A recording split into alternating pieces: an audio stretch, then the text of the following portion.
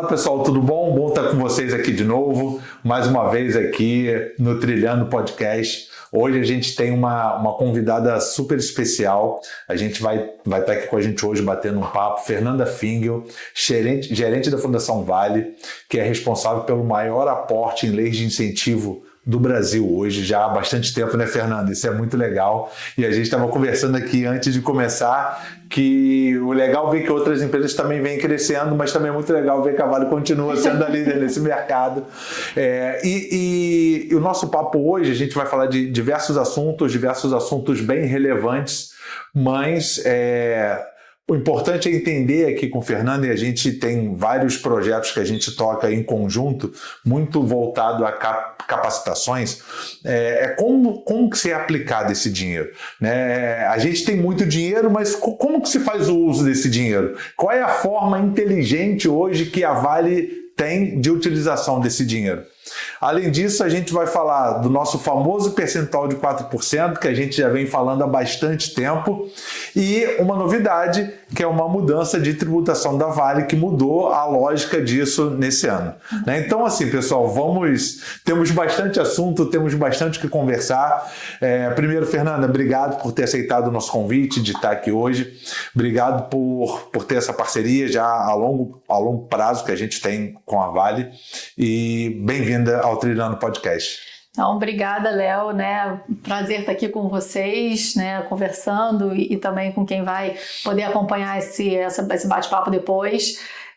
Eu queria reforçar alguns dos pontos que você já trouxe logo no começo, falando assim, obviamente que pra gente tem um valor super especial, a gente tá ali na posição de ser a maior incentivadora do esporte, né? E também em outras leis de incentivo, mas tem uma coisa que eu gosto sempre de falar, porque eu tô aqui falando pelos recursos incentivados, aqui no caso do esporte, da Vale. A Vale é uma grande empresa, então o potencial de recursos disponíveis, ele está muito relacionado ao tamanho da empresa, né? Tipo, a sua representação, inclusive, econômica. Mas a gente fazer uso da totalidade do recurso disponível e a forma como a gente vem trabalhando esse recurso, que eu acho que é o grande ativo que a gente tem. Eu acho que a gente vai ter oportunidade de falar aqui um pouquinho sobre isso, porque estar no primeiro ou no segundo é uma coisa que pode variar, mas a forma como a gente trabalha, a nossa governança, os processos, eu acho que eles permanecem e eles estão muito associados ao que a gente vê como resultado positivo também na ponta dessa temática sendo desdobrada ali para dentro da Vale e nos territórios onde a gente atua. Então eu posso afirmar que, independente da posição que a Vale ocupa, né, nesse ranqueamento, independente dos recursos financeiros que a Vale tenha, o grande objetivo, principalmente lá da sua equipe, é utilizar 100% do que tem disponível, é isso? Exatamente, a gente tem esse direcionamento interno e isso serve tanto para as leis de incentivo que a gente faz a gestão através da fundação, que são os fundos de direitos, o PRONON, o PRONAS, a lei da reciclagem recém-criada e o esporte, quanto para o próprio Instituto Cultural, que é quem responde pela parte da cultura, né? Então, mas a gente tem esse direcionamento porque a gente, né, tem uma premissa de fortalecer a política pública e as leis de incentivo são uma política pública excepcional para a gente gerar valor compartilhado e trabalhar diversas temáticas que são super relevantes. Cara, sensacional. Então, assim, recentemente a gente teve uma mudança, né? Aliás, várias mudanças, mas uma fundamental, que foi a sanção da nova lei de incentivo ao esporte. Eu venho falando muito que quando a gente fala de nova lei de incentivo ao esporte, não é só o arcabouço legislativo que a gente usa, mas também um novo momento da lei de incentivo ao esporte, devido ao volume e à representatividade que a lei de incentivo ao esporte tem hoje no cenário nacional e no cenário esportivo nacional como um todo. Como você enxergou essa mudança, essa nova lei? Como que a Vale está enxergando isso? Como é que vem funcionando isso? Eu acho que a gente já vem acompanhando mudanças muito significativas na legislação relativa ao esporte, né? No caso aqui da lei de incentivo. E, de modo geral, essas mudanças elas têm sido muito positivas por várias razões. Eu acho que tem uma primeira, que é você aumentar a oportunidade de aporte, né? Quando você passa de 1 para 2 e depois a gente vai falar aqui do 2 para 4, né? E depois agora 2, 3 mais 1. Então, essas mudanças no percentual, acho que elas são super relevantes porque elas acabam trazendo oportunidade, não só para a Vale, mas para todos os investidores, né, no esporte, de direcionarem um volume de recursos cada vez maior para o esporte no Brasil, né? Que todo mundo sempre fala, poxa, mas a gente tinha que ter mais investimento. E eu acho que a lei vem oportunizando isso à medida que ela vem se atualizando e aumentando esses tetos, né, de destinação. Então esse é o primeiro ponto. O segundo, o fato dela se tornar permanente, eu acho que aí, falando aqui no lugar, né, de investidor, isso é uma segurança também. Porque da nossa parte ali existe um grupo de pessoas, um conjunto de pessoas dedicadas a viabilizar todo esse fluxo que precisa, né, que é necessário para, desde a gente ter o resultado ou até repassar isso ali para o proponente, o acompanhamento, enfim. Então o fato dela se tornar permanente para a gente é uma segurança em termos da nossa estrutura, da nossa dedicação e de como que você vai confiar e poder também trabalhar isso numa lógica de um planejamento de médio e longo prazo, que é uma coisa fundamental para empresas de forma geral, especialmente para a Vale, que é uma empresa de commodity, né? Então essa questão de médio e longo prazo é fundamental dentro do nosso planejamento. E o terceiro dela, aos poucos, vir diminuindo também a sua concorrência, com outras legislações, primeiro que facilita muito a gente explicar isso internamente, né? Mas, da mesma forma, eu acho que consolida um lugar que a legislação tem no contexto nacional. Porque eu entendo, assim, isso é muito mais uma suposição minha, talvez você saiba confirmar ou desmentir isso, mas à medida que você vai tornando ela não só permanente, mas não concorrente, é um reflexo de que houve uma adoção, um abraço ali por parte dos investidores daquela adoção. Ela se mostrou relevante. Exato. Então, talvez essa história de você começar concorrendo, falar, vamos como é que é o comportamento do mercado, digamos assim. Até porque, Fê, quando surgiu a lei da reciclagem, e muitos podem entender que dentro para o esporte a lei da reciclagem é uma vilã, e eu não acredito dessa forma, até porque é uma legislação super relevante, se a gente for falar de uma maneira geral para a sociedade, né, como um todo, e para as empresas propriamente dito, porque tem sua relevância lá na sua parte do ESG, na parte lá do meio ambiente, da sustentabilidade, que a Vale tem um foco muito grande nisso, é importante a gente entender. Então não se está falando de ser vilão ou não ser vilão, mas gerou um questionamento. Por que concorre só com o esporte? Então, quando você fala de relevância, quando você fala de protagonismo, eu acho que é muito em cima disso. Por que concorria só com o esporte, não com outras leis de incentivo, né? E aí, o que eu achei muito legal dessa nova lei que entrou em vigor agora, mas que muitos dos seus resultados a gente passa a ter a partir de 2028, é que não é assim, a lei deixou de concorrer com a reciclagem porque a reciclagem perdeu. É muito pelo contrário. As duas leis ganharam. O esporte porque parou de concorrer e a reciclagem também. Porque hoje o único 1% que a reciclagem tem, ele concorre. E a partir de 2028, ela ganha porque também deixa de concorrer. Então, ela também ganhou protagonismo. Então, quando a gente fala que, poxa, eu vou olhar o meu lado porque eu quero crescer, eu não posso querer crescer derrubando os outros, né? Então, na verdade, aqui a gente está crescendo junto. Então, eu acredito que a lei da reciclagem ela esteja crescendo tanto quanto a lei do esporte. Sem dúvida, e eu acho que tanto o esporte e aí até mais especificamente a lei da reciclagem, elas trabalham muito por esse viés de você olhar para as questões de vulnerabilidade social do país. Né? Eu acho que como uma política pública, ela deve agir, né? Então eu acho que elas são complementares nesse ponto, porque ainda que você não esteja falando necessariamente de um mesmo beneficiado, até pode ter uma convergência, você está falando de mesmo público, você está falando de buscar redução da desigualdade, de desenvolver os territórios, né? De dar melhores condições aí para as pessoas que estão numa condição de maior violação de direitos também. Então elas convergem nesse ponto, ainda que olhando por lentes diferentes. E sem dúvida que para a Vale o tema da reciclagem, o tema da economia circular é fundamental dentro desse guarda-chuva de sustentabilidade e meio ambiente. Então é isso, para a gente não foi uma dúvida que a gente trabalharia com a lei da reciclagem e a gente trabalhou, inclusive, num processo de advocacy, participando de audiências públicas, em diálogo com o próprio Ministério e com outras instituições também, para que a lei do esporte não concorresse com a lei da reciclagem, para que ela fosse perene, para que ela não concorresse com outras leis, nesse sentido de vamos consolidar a atuação do esporte e vamos trazer junto também as outras, para que elas possam se somar e não concorrer, né? Bacana. Você falou uma coisa muito importante, a questão da complementariedade. Como é que funciona isso dentro da Vale? Como é que a Vale enxerga hoje a complementariedade dessas legislações de incentivo fiscal? É bom, é ruim? Tem uma concorrência interna? É bom que elas se complementem? Como é que vocês enxergam isso? Eu acho que é sempre bom que que a gente trabalhe elas de uma forma integrada. Ainda é um desafio, então a gente está aí trabalhando no desenvolvimento de um sistema de inteligência de dados que permita a gente enxergar o território através dos diferentes aportes oriundos dos fundos de direitos, do PRONAM. E o PRONAS às vezes é um pouco mais difícil da gente trabalhar, mas também está nessa nossa intenção, a lei do esporte, intencionalmente aí depois trazendo também a cultura, porque quando a gente endereça um olhar para o território e a gente enxerga esses diferentes aportes oriundos das diferentes leis que atuam sobre ele, permite que a gente tenha uma gestão mais eficiente também. Sim. Então hoje a gente também acredita que essas diferentes leis, elas hoje contribuem de diferentes maneiras também para cada um dos lugares onde a gente está atuando, elas são complementares e uma vez que a gente conseguir trabalhar um pouco melhor essa parte da inteligência de dados, a gente vai conseguir ser mais assertivo também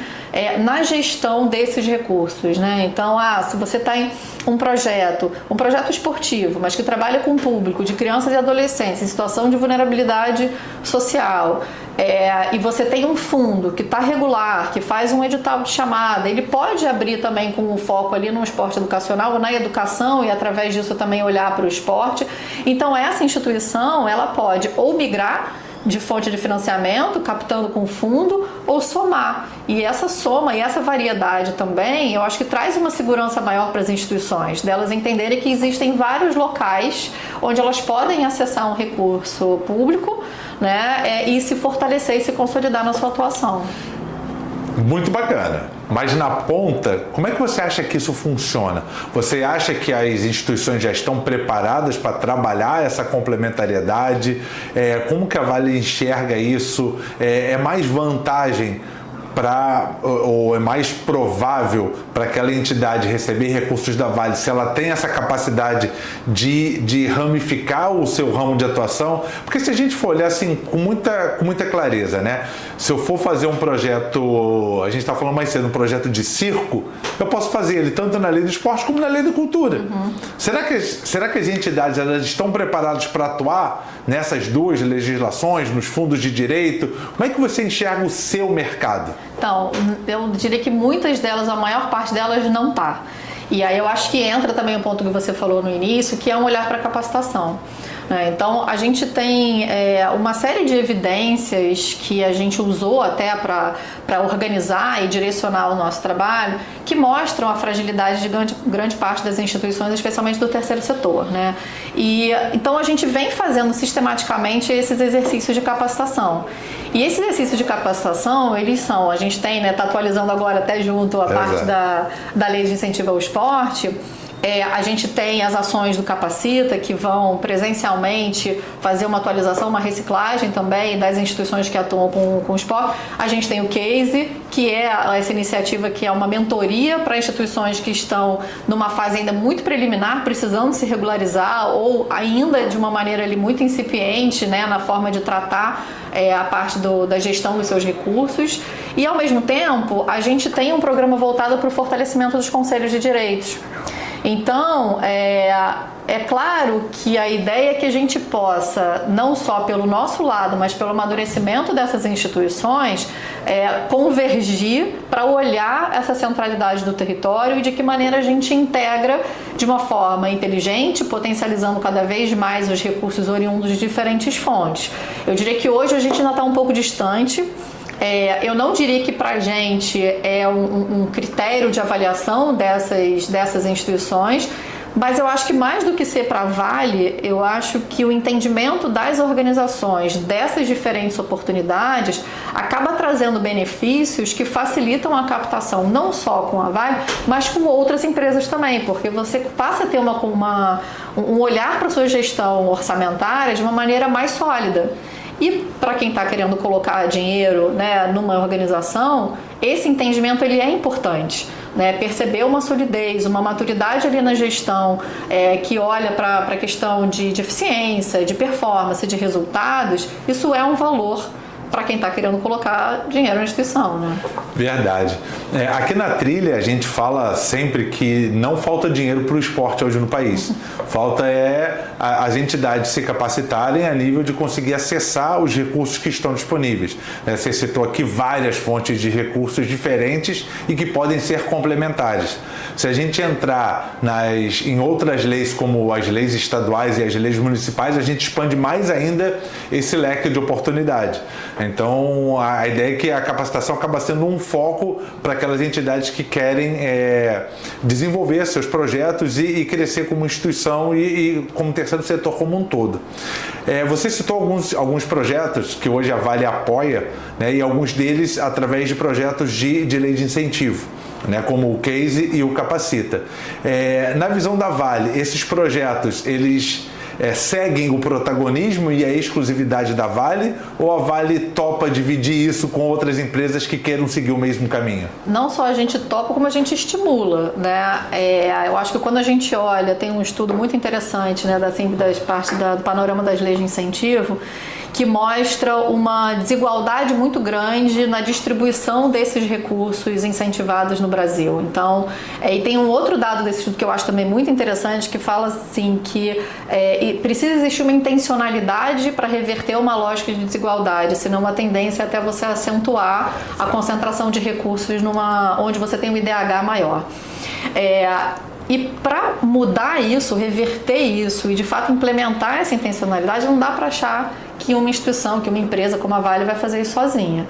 Então, por isso e por várias outras razões também, a gente vem trabalhando na formação de uma rede de empresas, uma coalizão de empresas, uma parceria com a Bolsa, com a B3, né, lá de São Paulo, onde a gente está trazendo empresas que atuam com a lei de incentivo ao esporte para a gente discutir aspectos que sejam comuns aos doadores, nesse caso. E é um olhar onde, assim, quais são as ações que a gente pode potencializar? O que a gente tem como fundamento, como questão muito basal e que vai beneficiar todos? E a parte da capacitação, essa parte de você atuar por uma maior democratização do acesso ao esporte, é uma questão comum. Então a gente vem trabalhando, estimulando, né, que cada vez mais empresas possam, obviamente, se juntar a gente na rede, porque eu acho que isso é sempre benéfico, mas também compartilhar desse movimento que é de trabalhar pelo desenvolvimento das instituições. Né? Então, a B3 mesmo entrou em parceria com a gente hoje no Case, nessa parte da mentoria. A gente já tem outras empresas também que vêm contribuindo com o próprio Capacita também. Então, eu acho que capacitação, reciclagem, um olhar para a formação dos profissionais que atuam nesse setor só traz benefícios, e ainda mais se ele for compartilhado, tanto na intenção de fazer isso, quanto numa gestão e numa visão mesmo de tornar isso cada vez mais abrangente. Então a ideia é que as entidades estejam prontas. Sim. Então, prontas para poder usufruir das oportunidades que eminentemente vão aparecer. E que a gente possa ter cada vez mais instituições de uma forma dispersa geograficamente no país, porque tem algumas especificidades que só instituições locais conseguem apresentar bons projetos, e independente disso, é sempre melhor que a gente consiga trabalhar também com instituições locais por uma questão de geração de renda, por uma questão do desenvolvimento local, de desenvolvimento de capacidade local, o próprio capital social daquele lugar onde a gente está atuando, né? Então, eu gosto sempre de dar um exemplo, porque uma vez que a gente estava numa reunião com o Maranhão, e o município de Arari é conhecido pelo surf de Pororoca. E aí me questionaram, falaram assim, poxa, mas por que não tem um projeto de surf de Pororoca? Eu falei, porque a única chance da gente ter essa oferta é alguém de Arari apresentar esse projeto. Primeiro pela legitimidade e segundo por um próprio conhecimento de causa que existe de um esporte que acontece num local que é muito peculiar, assim, né? Muito especial nesse sentido. Então, eu falei, bom, sugiro que vocês me apresentem, porque vai ser um prazer patrocinar alguma coisa nesse sentido, obedecendo, obviamente, os nossos critérios, os nossos ritos de governança. Ninguém conhece mais da realidade local do que aquelas pessoas que ali estão, né? Então, assim, por mais que... Por isso que é tão importante a capacitação, né? Porque por mais que as pessoas possam conhecer da legislação, das formas, das maneiras de fazer, mas ali o local é só quem vive ali, né? É só quem compartilha daquelas dores e daqueles sucessos ao longo dos anos. Eu acho que isso faz muita diferença no dia a dia. E falando de estar pronto, né? Nós tivemos esse ano, quando eu falo, né, o mercado, uma grande surpresa com relação à Vale, que historicamente sempre fez os seus aportes na Lei de Incentivo Federal no final do ano, como a grande maioria, né? Historicamente, 80% dos aportes acontecem nos meses de novembro e dezembro, né? E a partir desse ano, a Vale, vamos dizer, resolveu fazer trimestral. Me conta um pouco dessa história, Fernanda. Olha, sim, foi muito corrido, mas eu acho que tem alguns elementos importantes, né, que pra gente serviram de aprendizado. Assim, eu acho que, primeiro, mostra que esse processo, pelo lado das empresas pelo menos, né, de você fazer a destinação de recurso incentivado, ele envolve uma parceria, um envolvimento e um engajamento de diferentes áreas dentro da empresa. Né? Então, isso pra gente é muito claro, mas a gente sempre gosta de afirmar isso, porque a gente tem processos internos que são compartilhados. Então, eu tenho a área financeira, eu tenho a área tributária, eu tenho a minha área de integridade corporativa, que fazem parte desse fluxo que a gente atua. Então, quando a gente foi informado dessa mudança, apesar da gente ter sido pego de surpresa, o que eu achei muito bacana da forma como trouxeram pra gente foi que falou, olha, a gente tomou essa decisão, a gente sabe que isso vai gerar um impacto em vocês, mas a gente quer ouvir vocês. Porque a justificativa é que isso gera algum tipo de benefício ali, de economia para a própria Vale, e como a lei de incentivo vem para favorecer também, né, nesse caso, o fluxo econômico ali, né, financeiro, econômico da empresa, obviamente isso não deveria ser um entrave para você adotar outras medidas que contribuem para o resultado financeiro da empresa. Então, eu senti muito cuidado das equipes quando vieram sinalizar para a gente o tributário, a área financeira. E aí, enfim, recebemos a notícia. Eu particularmente estou aí com o esporte há 6 anos. Eu nunca tinha trabalhado com fluxo trimestral, já tinha escutado algumas empresas que trabalham com esse fluxo. Então, no início foi aquele me falou assim, cara, como é que a gente vai fazer? Porque o nosso processo hoje, ele está muito consolidado, mas ele está muito consolidado para 1 ano.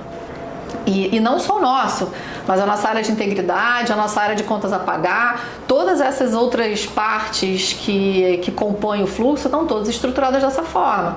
A gente trabalha muito nos territórios em parceria com equipes de relação institucional, de relação com comunidade. A gente mantém um grupo de trabalho desde 2020, então completou 6 anos agora desse grupo, onde a gente discute critério, melhoria do fluxo. Então, são pessoas que participaram ao longo de todo esse tempo da construção de um processo, consolidação de uma governança que estava estruturada para anual.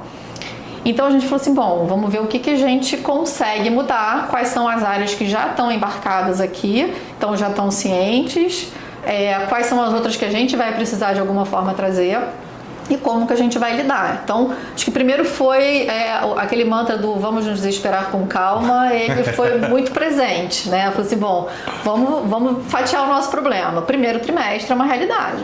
Como que a gente vai trabalhar o primeiro trimestre? Bom, primeiro, a gente não pode abrir mão de determinadas coisas. Então, o nosso processo de integridade, a nossa governança interna, ela é uma coisa intransponível, ela é uma coisa que a gente precisa colocar acima de tudo, né? Então, tá bom, obedecendo isso, o que a gente pode fazer? Então, a gente foi trabalhando dessa forma, né? Então, fechamos o primeiro trimestre, assim como já falamos assim, a gente conseguiu seguir a diretriz de direcionar todo o recurso que estava disponível. Foi uma questão de ajuste de qual a data que você vai conseguir, né, que o financeiro vai conseguir me passar, sinalizando lá com a área da integridade, falou, olha, vai ter um aumento aqui de fluxo de pedidos no momento tal. Então eu acho que isso foi Foi muito desafiador, até porque a gente também teve uma outra mudança interna, onde a gente tem um grupo interno, né, um fórum hoje composto por alta liderança que participa do nosso processo de aprovação. Mas foi um aprendizado, primeiro, de que eu confesso que eu achei que fosse ser mais sofrido, o que mostrou a solidez dos nossos processos. Legal. A gente acabou fazendo um encurtamento do processo, né, dos nossos tempos, demanda uma agilidade um pouco maior de todas as partes para poder viabilizar, e a gente agora está pensando no segundo trimestre para frente. Então, algumas mudanças, né? Usualmente a gente abre a plataforma, né, a plataforma em julho. Então, ficava aberta em julho e agosto, e aí a gente fazia a análise até o final do ano. E diferente de muitas outras instituições, né, doadoras, a gente não exigia um diário oficial para fazer a análise. Então a gente analisava e ia acompanhando as publicações. O trimestral traz um impedimento, ou pelo menos uma dificuldade muito grande da gente fazer isso. Então uma primeira mudança para a gente é que a gente só vai analisar dentro do trimestre, obviamente até uma data de corte que permita a gente seguir com os nossos processos internos, mas a gente só vai analisar projetos que já tenham o diário oficial. Porque é um fluxo que o que está se mostrando, por mais que pareça óbvio, mas aí quando você vê na prática, que ele precisa de muito mais agilidade. Porque um processo que eu fazia uma vez por ano, eu vou fazer 4. Né? Então, a gente esse segundo trimestre vai ser um teste desse modelo de que a gente só analisa o que está no diário oficial. A gente vai seguir os mesmos critérios que a gente vinha seguindo, mas a gente vai abrir a plataforma agora em abril. A gente ainda não tem uma data definida, mas a gente vai abrir agora no mês de abril e possivelmente vai ficar aberta até setembro. Então é uma plataforma que ela ganha um tempo para recebimento de projetos, ainda que os projetos passem a ser analisados depois da publicação no Diário Oficial. Tá, bacana. Então, assim, mais uma vez reforça aquele papo que a gente falou que precisa estar pronto. Sim. Então, assim, só recebeu recursos nesse primeiro trimestre quem estava pronto. Exatamente. Senão, porque não tem tempo, né? Não teve tempo hábil para isso, até porque o Ministério, com as mudanças legislativas e com a publicação do novo decreto que regulamenta a nova lei de incentivo, foi feito dia 2 de março, esse decreto, e a portaria dia 4 de março, o Ministério só reabriu o sistema no dia 4 de março, quando ele tinha segurança jurídica para reabrir isso. Então isso com certeza concentrou um número maior de projetos nesse começo. Eu falo porque aqui a gente toca N projetos, né? Então a gente fez aqui uma conta que está fechando agora o primeiro mês, né? Dia 4 de abril. Né? Hoje a gente está gravando esse episódio aqui no dia 2. No dia 4 de abril fecha o primeiro mês de projetos. E nós já passamos de 600 projetos protocolados no Ministério. Então, assim, a demanda, ela tende a crescer, mas muito também relativo à segurança jurídica e administrativa que a política pública está trazendo. Né? Então, nós saímos de um valor de 250 milhões, mais ou menos, em 2018, para um valor de 2025 de 1,3 bilhões de reais. Então, é uma mudança muito considerável se a gente olhar percentualmente falando. Né? E o volume é muito grande. Então, com certeza, isso reflete também na quantidade de projetos que vocês recebem. Né? Eu já vi algumas apresentações de vocês, vocês tinham uma timeline muito bem definidinha ali, de quando faz isso, quando faz aquilo. Já temos essa nova timeline? A gente está trabalhando nela. O primeiro trimestre a gente acabou dizendo que a gente fez quase como uma extensão do ano passado. Né? Então a gente, assim como a gente já tinha, a prioridade é de projetos de continuidade, então a gente tem muito cuidado com a entrada de novos projetos, porque a nossa intenção é que a gente permita uma experiência contínua nos territórios onde a gente está. Então claro que a gente tem um olhar se aquele projeto está funcionando, se aquilo está rodando bem no território e tudo mais, mas o nosso foco são projetos de continuidade. Então as instituições que estavam prontas e que eram de continuidade das atividades que a gente já tinha rodando nos territórios, elas foram priorizadas naquele primeiro trimestre, até para ser viável, com um cuidado, né? Que a gente também teve que se debruçar sobre isso, que os projetos que a gente está aprovando no primeiro, no segundo, no terceiro trimestre, são projetos olhando para 27, porque senão a gente sobrecarrega o ano de 26 e a gente esvazia o ano de 27. Certo. Então esse foi um cuidado que a gente precisou tomar.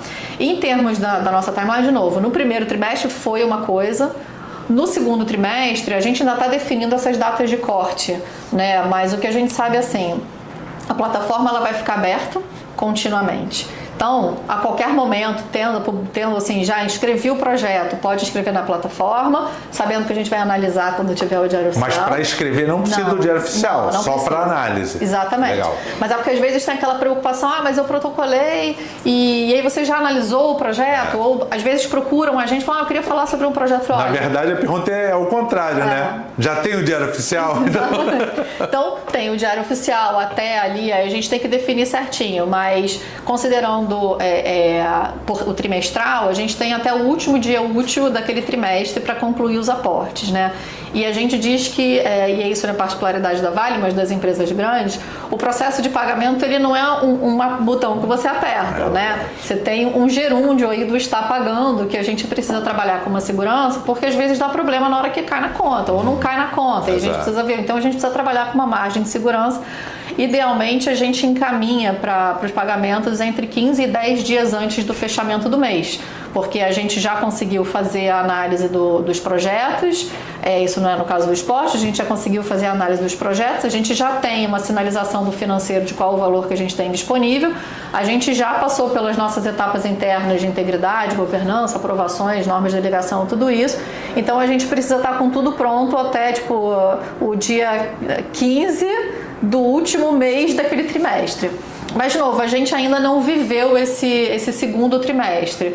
Então, é claro que as datas podem ser acertadas, mas aquela coisa assim, a gente encurtou. E a data também pode ser mudada de um trimestre para o outro, até porque, né, é muito teste ainda que você está fazendo, muita vontade de acertar, mas nem sempre vai ser acertada a primeira vez. Só essa garantia que a gente precisa para assegurar o repasse do recurso, pagar tudo dentro do trimestre corrente, porque ele não passa, né? E, Fernanda, você falou muito dos projetos de continuidade, isso é muito bacana. Mas quem está assistindo a gente tem um projeto novo. O que esse projeto tem que ter para receber o aporte da Vale? A gente... existe uma receita de bolo? Eu acho que receita de bolo não existe. A Vale, há um tempo atrás, tinha uma maneira de desenvolver os seus projetos e, ao longo do tempo, isso foi mudando, isso foi aprimorando. Como é que funciona hoje? Então, eu diria que receita de bolo não existe. Tem um lado que é muito feliz, mas tem um lado muito ingrato também da gente trabalhar com patrocínio pelo lado, né, da empresa, porque a gente dá muito mais não do que sim. Então, ano passado a gente teve 700 projetos que foram, em torno de 700 que foram inscritos na plataforma. A gente aprovou 175. Que já Posso cortar um pouquinho? Pode. Isso não é um dado do Léo nem da Trilha, é um dado que é público. Ano passado foram 191 milhões de reais, mais de 190 milhões de reais em aporte. Já não é mais tanto não, convenhamos, né? Em termos de valor não, mas em termos de projeto sim. Porque aumentou, né? Verdade. A gente teve, se não me engano, 50% mais de projetos inscritos no ano passado do que nos anos anteriores. Então, o valor, pelo fato de a gente ter usado os 4%, aumentou muito, mas aumentou talvez numa mesma proporção ali, ou numa proporção semelhante, o número de pedidos. E a gente, de novo, tem que ter o cuidado para não trazer isso tudo em forma de projetos de continuidade. Porque esses projetos de continuidade, se a gente compromete eles, depois a gente recuar, gera uma consequência para o território que a gente tem que ter cuidado. Então, a gente... então o que a gente olha? A gente tem uma priorização ali para projetos que sejam ligados à parte educacional, formação de professores, formação de gestores como parte das suas atividades voltadas, né, para seja crianças, adolescentes ou pessoas idosas. Então, que estejam nos territórios de atuação da Vale. Então a gente tem um conjunto de em torno de 115 municípios onde a gente tem uma presença da Vale. A gente obviamente revisita essa relação a cada ano, mas é em torno disso, né? Em torno de 115 municípios que estão dispersos em 5 estados, né? Pará, Maranhão, Minas, Espírito Santo e Rio de Janeiro. Então a gente tem uma relação de municípios onde a gente prioriza. Mas o meu projeto é para um lugar diferente. Tudo bem, se você inscrever na plataforma que você tem uma flexibilidade para discutir a localização desse projeto, a gente vai conversar a respeito. Porque às vezes um projeto de continuidade numa localidade, ele não está performando tão bem. O que não está performando muito bem? Às vezes a modalidade ela não é aderente àquilo que se espera ali. Ou então, o próprio proponente estava com uma dificuldade de executar um projeto em um determinado local. Então, para isso, a gente hoje tem um trabalho que é de uma coleta trimestral de indicadores, e é um ponto que a gente está sempre tentando aprimorar, porque é uma linguagem corporativa, né? Então essa parte de indicador para a gente tem um olhar que é o perfil socioeconômico, que a gente também faz esse levantamento, que permite a gente ver se aquilo que a gente selecionou a partir dos nossos critérios de fato, na prática, reflete a nossa estratégia. Então, se eu estou dizendo que eu quero trabalhar prioritariamente com o público em vulnerabilidade social, eu preciso que o perfil socioeconômico seja aderente a essa realidade. Então, a gente consegue, através hoje dos indicadores, saber qual é o público beneficiado pelos projetos que recebem algum tipo de benefício da assistência social, quais são aqueles que estão numa situação de vulnerabilidade maior, a questão de recorte de raça e gênero. Então, esses são aspectos importantes. E, obviamente, outros que a gente vai fazendo um acompanhamento dessas instituições, e a nossa ideia não é, teve dificuldade, vou parar aqui não. É tipo, olha, vamos tentar, vamos direcionar para cá, vamos mudar, será que se a gente for para uma outra cidade? Então, para quem está trazendo projetos novos, acho que primeiro, a gente não tem uma seleção específica de modalidade. Para a gente é importante que tenha uma aderência com a realidade daquele determinado lugar para onde você está direcionando o recurso. A gente olha muito também a capacidade dessas organizações, desses projetos, de trabalhar em inclusão de pessoas com deficiência. Então, isso foi até interessante. Inicialmente, o nosso critério era projetos exclusivos para pessoas com deficiência. E depois a gente falou assim, cara, vamos trabalhar uma inclusão que seja mais ampla, né? Tipo, mais real, digamos assim, que é você trabalhar a diversidade dentro dos projetos. Então, hoje, ao invés de ter um olhar para projetos específicos para pessoas com deficiência, a gente tem um olhar para projetos que incluam pessoas com deficiência dentro das suas atividades. Bacana. O último tópico que a gente tem aqui para bater, para conversar, é sobre esses 4% que a gente tanto fala. Então, assim, muita gente pergunta, a gente já está, quando eu falo a gente, somos nós mesmo, porque a gente já vem debatendo isso e vem construindo isso há mais de um ano, né? Desde que a gente entendeu a legislação da maneira que é. Conta um pouquinho, como é que foi esse processo, como é que foi esse processo de convencimento interno? Não sei se outra empresa aportou 4%, por todas as que eu, pelo menos que eu conversei, nenhuma delas ainda fez esse aporte. Como é que tem sido esse pioneirismo da Vale e que com certeza a Vale ela vai servir de espelho para várias outras empresas na construção desse modelo que hoje se aplica e que foi ratificado com a nova legislação, deixou mais claro, deixou mais explicado como é que funciona, como é que é o tipo, o que é o projeto de inclusão social, que a gente não tinha isso definido, agora nós temos. Como é que foi isso, principalmente internamente, porque a gente entende que a Vale não pelo tamanho da empresa, ela não vai se arriscar, né? Então, o que levou a Vale a ter a segurança necessária para fazer o aporte de 4% na Lei de Incentivo ao Esporte? Então, acho que foi em 22, quando foi a mudança mudou, né, de 1 para 2 e 2 mais 2, a gente levou isso para conhecimento interno, falou, olha, teve essa atualização, aqui fala em 2%, mas tem esse outro ponto aqui do 2 mais 2, digamos assim. E aí o entendimento inicial era que concorre com a cultura. Então a gente falou, bom... Que concorre. Exatamente. E aí a gente já tinha, assim, bom, a cultura, a Vale tem um histórico muito consolidado de atuação na cultura. A cultura é uma iniciativa estratégica, né, da empresa. Então a gente de maneira nenhuma entendeu que ia entrar em algum tipo de disputa com a cultura. Isso nunca foi uma questão. Mas aí passou um ano, e aí é um mérito muito assim, compartilhado, né, com a equipe ali do tributário da Vale. Eles nos procuraram. Eles falaram assim, olha, mas assim, a gente foi analisar agora, passado um ano e tal, a gente analisou aqui com cuidado e a gente entendeu que a concorrência é com um artigo da Lei Rouanet, que é o 26, certo? Exato, artigo 26. Eu sei que tem o 18 e o 26. Isso. A concorrência com 26, não, exato. Que concorre, mas concorre com o artigo 26 da Lei Rouanet. E a gente não faz uso de praticamente nada do aporte que é feito pela cultura no artigo 26. A Vale prioriza ali quase que integralmente o artigo 18. Por quê? Porque tem um abatimento. Não, porque pode ter gente que está assistindo a gente que não tem esse...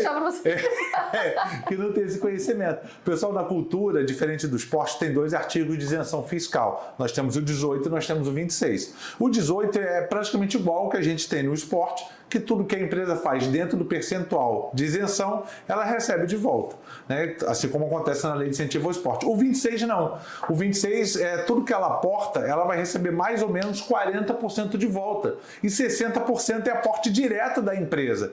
Então, resumindo aqui, fazendo uma conta rápida, se uma empresa aporta R$1 milhão num projeto do artigo 26, ela vai receber de volta algo em torno de 400 mil e 600 mil é aporte direto dela. Então, isso faz com que a grande maioria das empresas aportem em projetos que são caracterizados dentro do artigo 18 e não no artigo 26. Não é porque a Vale gosta mais do 18 e 26, é uma questão financeira, lógica. Entendeu? Então, e aí quando a gente quando eles nos procuram e falam assim, olha, a gente está fazendo essa interpretação aqui, o que vocês acham? E obviamente foi uma discussão muito técnica ali também, de falar assim, tá, quais são os pontos que a gente precisa trabalhar em conjunto até para esclarecer qualquer dúvida, né? Então, o primeiro é que existia uma certa dúvida ali inicial sobre o que é caracterizado como o social, né? E aí, por mais que a gente tenha uma prioridade, assim, quase que absoluta de só atuar em áreas de maior vulnerabilidade social, isso a gente achava que era muito arriscado de seguir por esse critério. Então, a gente falou, olha, tem um caminho aqui que é um caminho muito seguro, que é a gente olhar para a modalidade que, apesar de ter mudado, mas que era o educacional. Porque o educacional, ele já tem um viés ali muito forte de inclusão, ele já tem um viés pensado, né, para você trabalhar a democratização do acesso ao esporte. Não se tem muita discussão disso, né? Não tem. Então a gente foi muito seguro nesse ponto. A gente falou, cara, então vamos olhar para os projetos que a gente tem, que são projetos educacionais, porque você já tem assegurado que pelo menos 50% das vagas tem que estar direcionado. Isso assim, é um dado que não é nem nosso. É a legislação que exige. A legislação determina. E pelo que a gente vê dos nossos indicadores, os nossos projetos têm indicadores até superiores em termos do público com o qual a gente está trabalhando através desses projetos. Então a gente fez isso, obviamente a gente conversou com o Ministério, a gente teve algumas interlocuções ali com o Ministério, até para entender quais eram os caminhos para o próprio Ministério tramitar isso internamente, sem que isso representasse nenhum tipo de risco para a Vale. Então foi um ano onde a gente teve um diálogo muito forte ali com o nosso tributário, obviamente em alinhamento com a área financeira interna e com o próprio Ministério.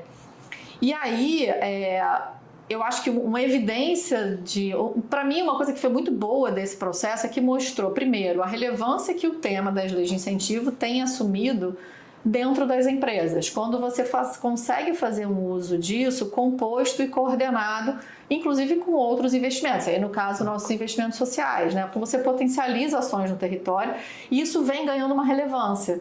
Então, o fato do nosso tributário ter decidido revisitar uma legislação que tinha sido apresentada para ele anteriormente, trazer isso para a gente, falou assim, olha, é claro que isso traz um benefício para a Vale, um ganho para a Vale do ponto de vista financeiro, tributário e tudo mais, mas eu reconheço que isso também é um valor para você. Que foi o mesmo cuidado que eles tiveram quando avisaram da mudança trimestral, tanto o financeiro quanto o tributário. Então a gente falou, tudo bem, mas vamos registrar isso dentro, né, do nosso fluxo interno possível, vamos deixar tudo registrado. Tem alguma dúvida? Não tem nenhuma dúvida, tá tudo certo.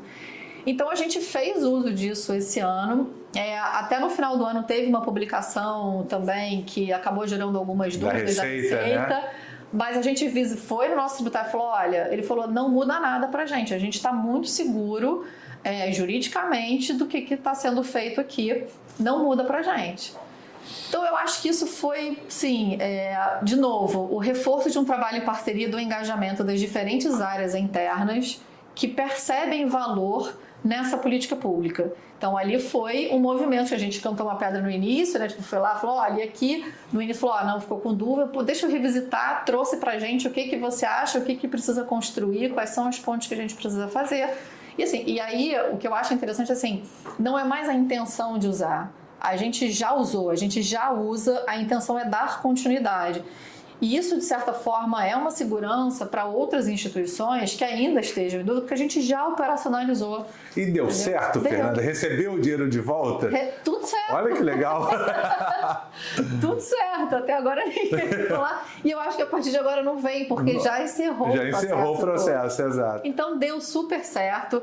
Eu acho que a gente tem muita responsabilidade, muito cuidado com esse lugar que a gente ocupa pela Vale, que é de ser o maior investidor do esporte, né, através da lei de incentivo. Então, a gente olha com muita responsabilidade esse lugar. Se a gente puder influenciar outras empresas a seguirem o mesmo caminho, a gente vai estar contribuindo aí com o dobro do recurso possível a ser disponível para o esporte. Claro, concorre com a reciclagem, não estou esquecendo a reciclagem, então é o 2 mais 2 menos 1. Vai concorrer em 26 e 27, 28 já não concorre mais. Acho que não seja o dobro, que seja 50% já é um incremento significativo de aporte. E por isso também todo um trabalho de desenvolvimento das instituições, você aumenta a oferta do recurso. E quanto mais projetos de qualidade a gente tiver, melhor a gente vai conseguir fazer uma distribuição disso pelo território nacional, né? Verdade.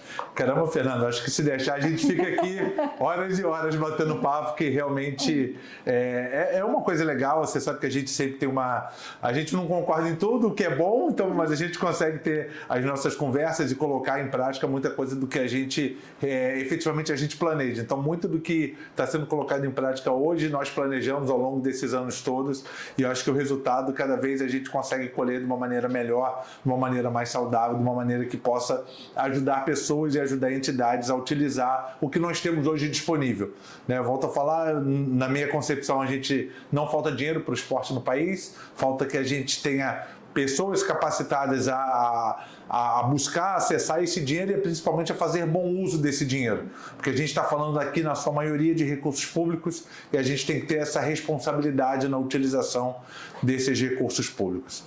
Queria agradecer demais sua presença aqui hoje com a gente, falar que não é sempre que a gente tem uma presença tão ilustre quanto a sua aqui, poder falar tão abertamente sobre os processos internos hoje da empresa que mais aporta na lei de incentivo no país. E aí eu falo não na que mais aporta, mas na que mais aporta e na que melhor aporta, porque um dos objetivos é fazer uso da totalidade do dinheiro disponível. Então, não é só uma questão de quantidade, sim uma questão de qualidade atrelada também. Não, e pra gente isso é super relevante, assim, o tema do esporte tem um valor mensurável, porque ele conecta com diferentes, seja iniciativas estratégicas, seja temas que são altamente relevantes para a Vale, mas também para o país. Então, você tem um cruzamento com a parte de educação, com a parte de saúde, com a parte de geração de renda, quando você vê o retorno que isso tem.